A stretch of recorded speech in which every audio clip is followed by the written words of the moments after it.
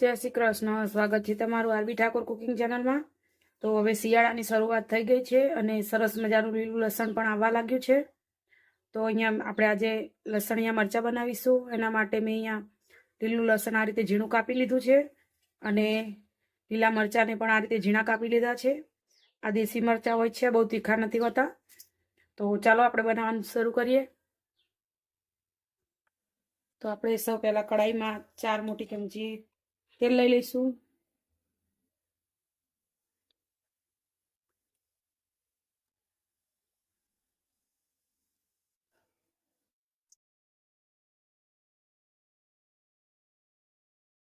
તેલ ગરમ થવા દઈશું બરાબર.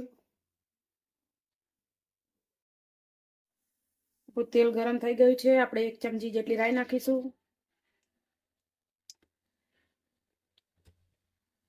ને રાઈ ફૂટે એટલે આપણે એમાં જીરું નાખવાનું છે. રાઈ ફૂટી ગઈ છે, આપણે એમાં જીરું નાખીશું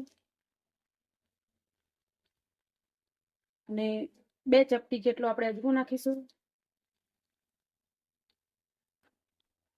1 ચમચી હિંગ નાખીશું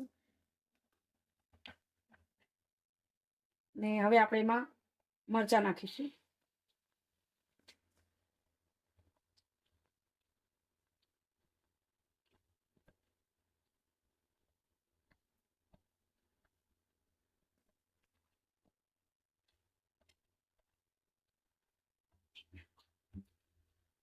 થોડીક વાર માટે આપણે મરચાંને પહેલા તળવા દઈશું.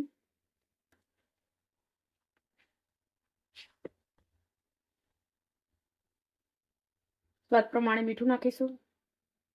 મીઠું ધ્યાનથી નાખવાનું, કેમ કે લસણ આપણને દેખાવામાં વધારે દેખાય પણ એ પછી ચડે એટલે થોડું થઈ જતું હોય છે, એટલા માટે મીઠું ધ્યાનથી નાખવાનું.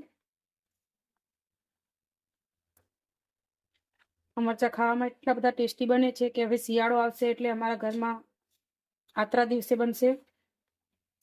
અને આ મરચાં બનાવીએ એટલે આપણે શાક બનાવવાની પણ જરૂર નથી રહેતી, એવા બને છે. તમે જોઈ શકો છો આપણે મરચાં થોડા થોડા ચડ્યા એટલે આપણે એમાં લસણ નાખી દીધું હતું અને એને પણ આપણે ઢાંકીને સરસ ચડવા દીધું છે. એકદમ આપણું લસણિયા મરચાં તૈયાર છે. તમે જોઈ શકો છો. હવે આપણે એને ગરમા ગરમ સર્વ કરશું. રોટલી કે રોટલા સાથે ખાવાની ખૂબ જ મજા આવે છે. તો ચાલો ગેસ બંધ કરીને આપણે ગરમા ગરમ સર્વ કરીએ. આપણા મરચાં સરસ મજાના લાગે છે. આ ખાવામાં તો એકદમ તમે અથાણાને પણ ભૂલી જશો એવા આપણા મરચાં બને છે. અને આ મરચાં તમે 2 થી 3 દિવસ માટે ફ્રીજમાં રાખી શકો છો, બિલકુલ ખરાબ નથી થતા. અને ક્યાંય બહાર જવું હોય તો તમે લઈ જઈ શકો છો. જ્યારે આપણે લસણ નાખ્યું ત્યારે જ આપણે એમાં હળદર અને ધાણા જીરું નાખ્યું હતું. તો તમે હળદર અને ધાણા જીરું જરૂરથી નાખજો.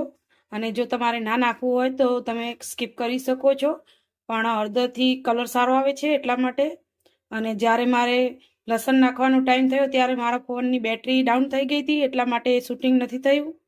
તો તમે પણ એ રીતે નાખી દેજો અંદર. આ હું તમને કહી દઉં, ખાવામાં ખૂબ જ ટેસ્ટી લાગે છે. રોટલી કે પરાઠા સાથે તો જો આ મરચાં હોય તો આપણે શાકની પણ જરૂર નથી પડતી, એવા ટેસ્ટી આપણા મરચાં બને છે. તો તૈયાર છે આપણા લસણિયા મરચાં, જે ખાવાની ખૂબ જ મજા આવે છે. અને જો તમને મારી આ રેસીપી ગમી હોય તો લાઇક, શેર અને સબસ્ક્રાઈબ કરવાનું ભૂલતા નહીં. જય શ્રી કૃષ્ણ. અને એક વખત તમે જરૂરથી ટ્રાય કરજો આવા મરચાં.